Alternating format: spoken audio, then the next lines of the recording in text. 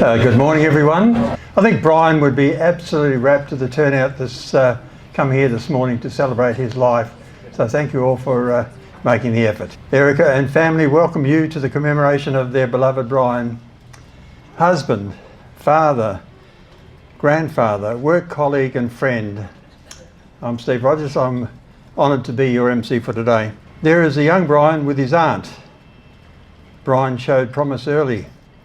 He trained to be a cartographer in the days where there was much to be discovered in West Australia.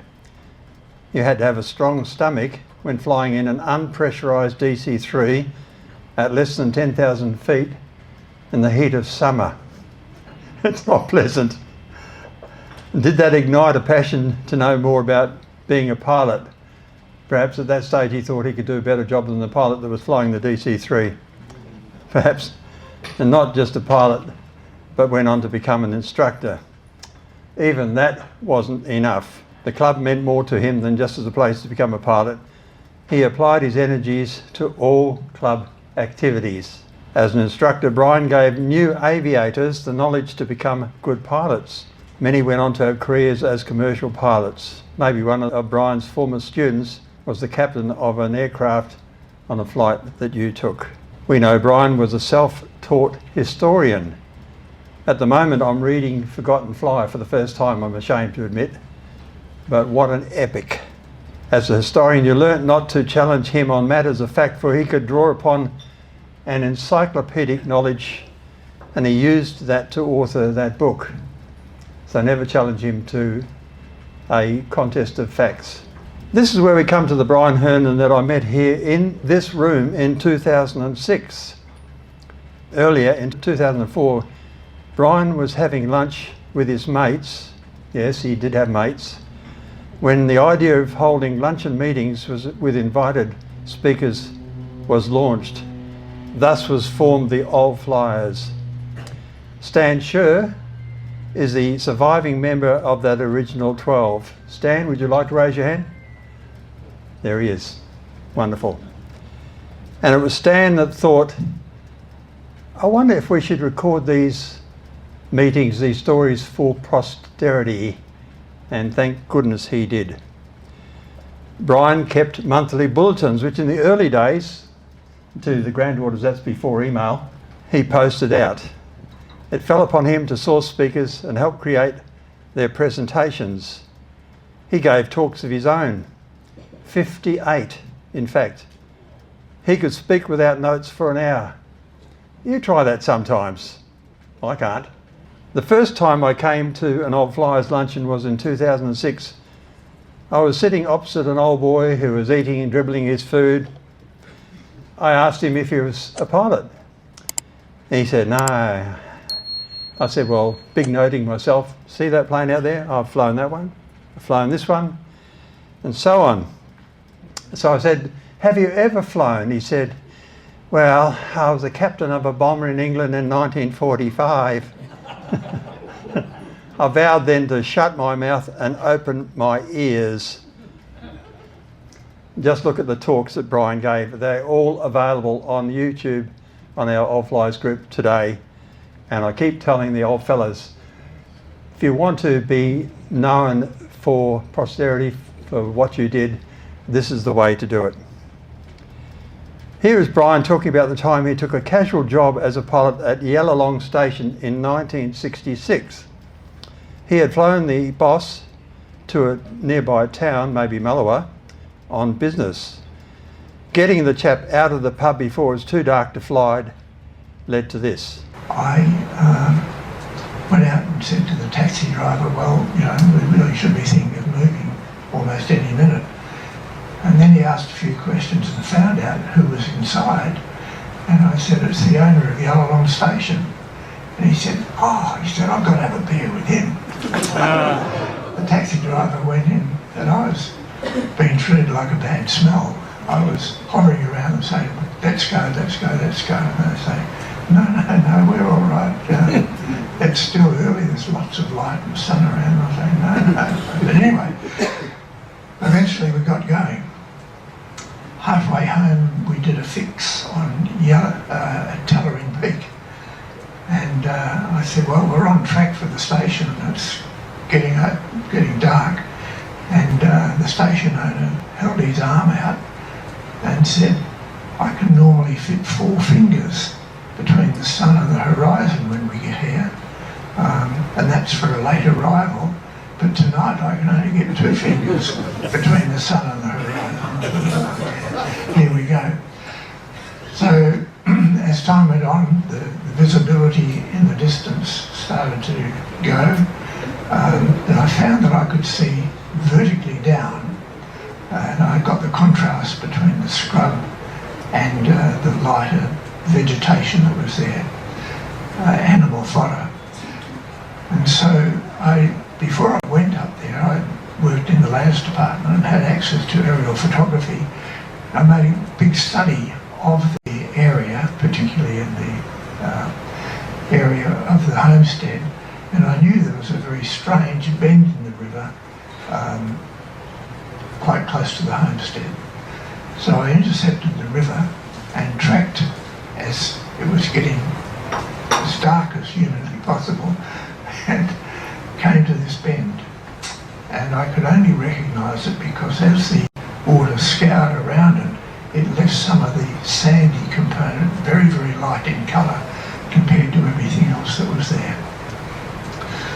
And so that was the station, and that's the bend in the river that I had in my mind. And so I got to that and tracked into the runway there, and by this time the light had completely gone. There was no afterglow, no light in the sky, and I had to turn on the landing light of the aircraft and hunt on the way in, looking by raising and lowering the beam and moving it side to side. Finally, the runway came into view and I conducted a night landing. It just happened to be the first night landing I'd ever done. Pretty good story, isn't it? If you were lucky enough to have Brian as a companion on an overseas aviation adventure, you were blessed. I arranged to meet Brian at Oshkosh in 2011. Delia and Richard were there as well. Raise your hand, Delia. But 85,000 visitors on average visit Oshkosh every day. And in that milieu, Brian and I missed each other, but we caught up once home. Our legendary meetups of the club were a highlight of the week. These were on the Fridays. Brian was centre stage, always bringing conversations back to flying from wherever they had drifted to girls, to cars, to politics, to religion, always back to aviation. How I miss the many in these photos who have since passed on. It's easy to see that Brian knew how to make everyone feel at ease. I think his familiarity with a good bottle of champagne or wine was to lead to the Hernans opening a successful liquor store. Wish I'd known how easy it would be to get some liquor out of Brian for free, but I didn't. Here is the lovely Erica. They made a good life together and have daughter Elizabeth and 2 grandchildren, and they are here today. Thank you. Brian would be very familiar with the Cessna 152. You might say it was his office. Those magnificent men and their flying machines.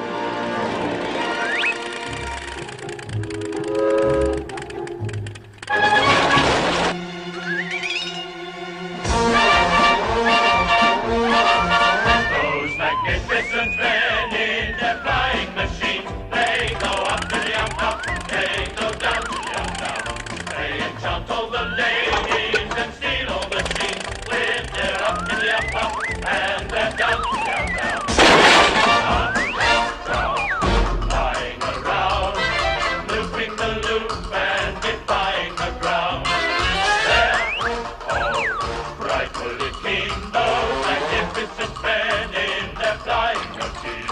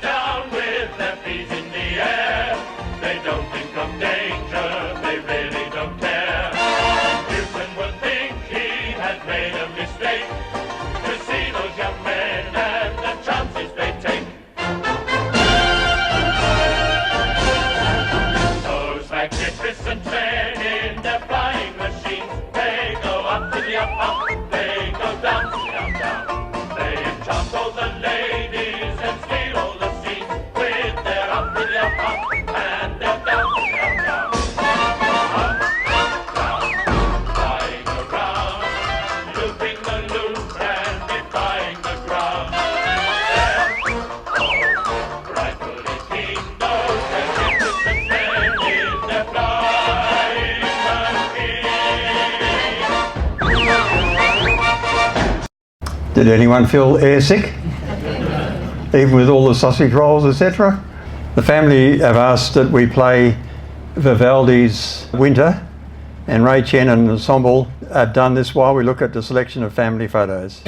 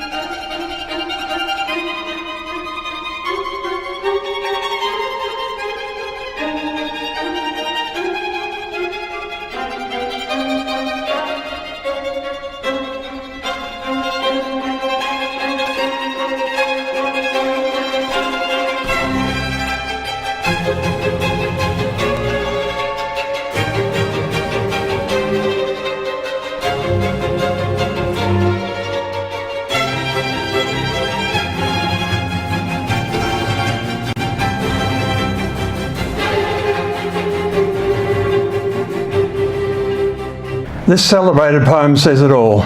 Pilots experience joys of flight that earthbound beings can never experience. High in the sunlit silence, hovering there, I've chased the shouting wings along and flung my eager craft through footless halls of air. I'd like to think that Brian is somewhere up the long, delirious, burning blue. At this stage, I'd like to invite anyone who'd like to say something short, something sweet about Brian to come forward. Now's your opportunity. Good morning, everybody. David O'Brien, from the General Manager of the Aero Club. I'm not a particularly good public speaker. I always get quite nervous when I talk to a crowd, but I just wanted to share my recollections very briefly of Brian. I joined the club late 70s, and I met Brian in around early 78, and he was one of those gentlemen who was quiet in the corner, so knowledgeable and so friendly and inviting in terms of instilling club camaraderie and welcoming people to the organisation. And I always thought, wow, one day when I'm a bit older, perhaps, I'll also be able to understand and learn, a lot of things about the club. And Brian was always very happy to sit down in the corner with me, have a chat, and sort of impart some knowledge and some friendship, which was wonderful. It's really what the club was all about in those days. Brian accomplished a hell of a lot over many years. Contribution, and to Erica, thank you very much. I'm sorry we stole Brian away from you for so long, but his contribution just simply cannot go unremarked and unacknowledged. So thank you, Erica, for Brian and Erica's time. So, and we are truly sad and sorry that we will all miss Brian as well. So, good afternoon, folks. Richard Ewing's my name, famous for nothing particular. In 2011, Delia Parker and Brian and myself decided it would be a good thing to go to the Oshkosh Fly-In. Being all fairly good cheapskates, we all had enough frequent flyer points to juggle it around, and we figured out that we could all organise to get to Chicago and drive from there, which is about a Perth-Busselton distance.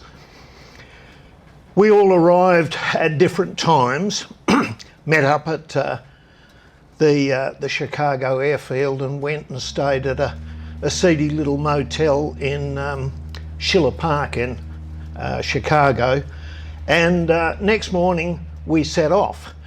But we had a problem because lots of people wanted to go to Oshkosh, so we had to get to Chicago about 3 days earlier than we really needed to.